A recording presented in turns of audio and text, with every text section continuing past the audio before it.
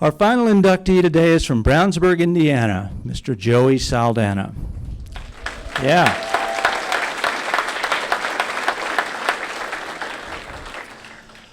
For the past 30-plus years, J.Saldana was among the most successful sprint car drivers in the world. Through some of the toughest, most competitive years of our sport has ever known, Joey was right in the thick of it, winning at the highest level. His career stats are impressive. 108 World of Outlaws wins, 74 wins with the All-Stars. More than 20 years following the grinding schedule of the Outlaws. Kings Royal, Brad Doty Classic, Gold Cup Ironman Classic winner, qualified for 19 Knoxville National A-Mains, finished second 3 times. Joey's father, Joe Saldana, was a Hall of Fame racer in his own right. In what might be the most difficult feat in racing, Joey managed to create his own legacy, his own identity. Father is proud of son, and son is proud of father. I've had the honor of knowing Joey since the beginning of his career. I watched him grow from an awkward, shy boy to a championship racer, a confident man, a husband, a father, a businessman. Joey is a smart guy. He knows his way around a race shop, and he can build just about any piece you need on a race car. If he inherited some of Joe's great racing skills, he also inherited a strong work ethic, and that remains a big part of his life.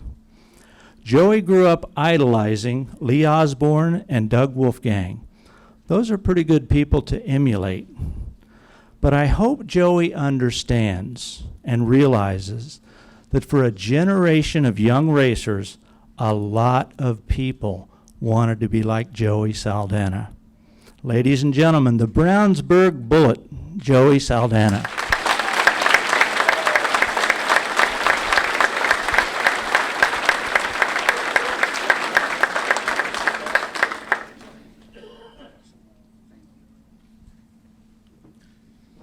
You were a shy, awkward kid. You really were. Still am. I got a lot of friends and family here, and they are like, my phone's blowing up. They're like, why did they save me for last? I'm actually the worst speaker here, so we should get out of here really fast. I'm just blessed. I mean, I got a lot of people here representing the Saldanas, and it's just surreal. It's crazy how I can't even put it into words. I mean, you race your whole life, and you think you're gonna be, I don't know, you just want to race, make a living, do whatever, and then at the end of the day, you get a phone call. I quit racing 5 years ago, and then you get a phone call, hey, you're going to the Hall of Fame, and you're like it's not even real. So just very, very honored, very blessed. I got a great family. My mom, my dad, my sisters, everybody supported me. My mom probably didn't want me to be a race car driver, but she was always my cheerleader and just believed in me, and then in turn I got a great wife and a great family, and it just was perfect. Like I live a perfect world, and I'm honored to have that. I'm blessed, and I realize it. So just honored to be here today.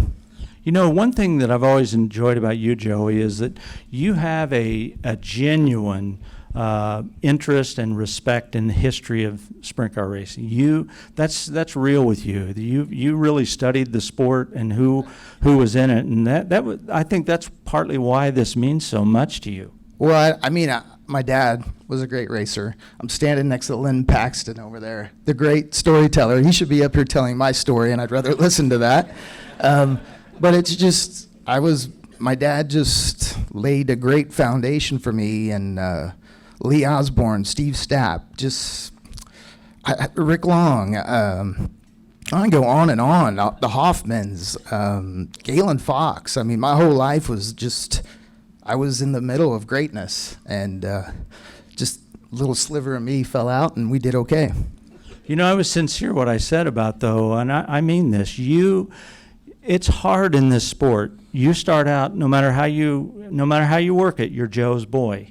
That's how it is. That's just how it always is.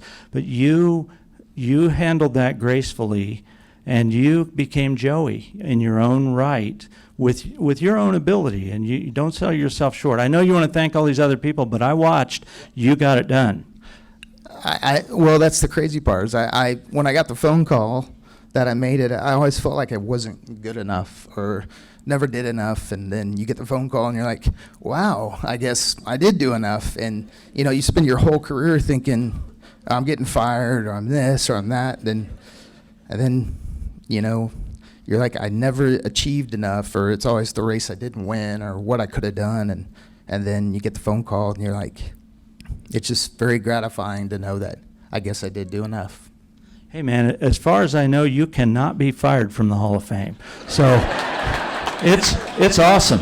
That is very good. I'm truly honored. I got helmets hanging in my shop because I'm a fan of drivers. And I just never dreamed that I would be here, standing here, a part of this. And so thank you to the Hall of Fame. Just tremendous honor. I hope other guys appreciate this and just know that, this is life-changing. It's almost as good as winning the Knoxville Nationals. I didn't do it, and I really, really wanted to. That's probably the things that I regret most is the races I didn't win, but this is definitely pretty special. You've seen your career arc a long way and very high. And you have this opportunity. Your son is starting to race now. A young person is getting going in this deal as a driver, wants to race, wants to win. What would you give that guy as advice, that kid? I don't know. I don't think I'm a very good coach. Take care, Reese. It's not that I don't feel I'm a good coach. I just know there's more to life than racing, and I had to learn that through racing. And so I want him to know that it's not all about racing. I mean, I realize we're here, and this is why we're here, but racing isn't everything. And once I figured that out, everything got better. Absolutely. Couldn't agree with you more. Anybody else you want to thank? Hey, you're doing good, man. Don't worry about it. You're doing good. I'm not very good. But honestly, when my dad gave me my start, Tim Engler was the very first guy to give me a shot. People probably don't even know that. And then he ended up hiring Ricky Hood, which I don't blame him. I would have hired Ricky Hood too. And then the last guy, Ed Neumeister, gave me a shot. I was only going to run a handful of races, and right there towards the end, we actually came here, led a lap at the Nationals, and then that's kind of when I knew that unless you're going to race these cars and be committed, at least for me, and give them 110%, it's not worth your time. And so I just kind of walked away.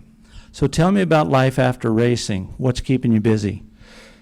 Man. I build oil tanks, thanks to John Godfrey. I don't know if anybody knows who John Godfrey is, but John Godfrey used to own Stealth Chassis, then he owned Spike, and I ended up acquiring that company from him, and it was kind of a godsend for me because I'm still involved in racing, but yet I'm not involved in racing, and I get to build tanks for some of the greatest guys racing. Donnie Schatz runs my stuff. Creed Kiminal runs my stuff. So Reese does, obviously. But I just have a lot of good guys. I do a lot of stuff for like Kistler and Speedway and HP, Jamie Moyle. It's just neat to have something that you make with your hands, and it's on a race car and it's running up front. I mean, I might be the only one that know it's my tank, but I know it's there, and I know it's pretty successful, and I enjoy that.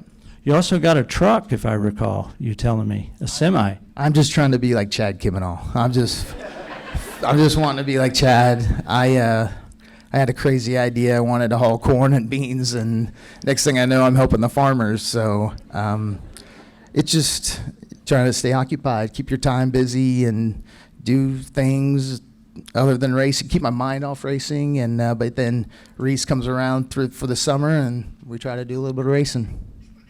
Well, it's just been great to watch you progress through your career, and now here you are. And I'm in agreement with you, man. There ain't nothing like sleeping in your own bed, is there? Nothing. I mean, Shannon, Reese, and Reagan been a godsend for me. I'm just blessed. So I hope everybody can feel this way like I do, and it's good.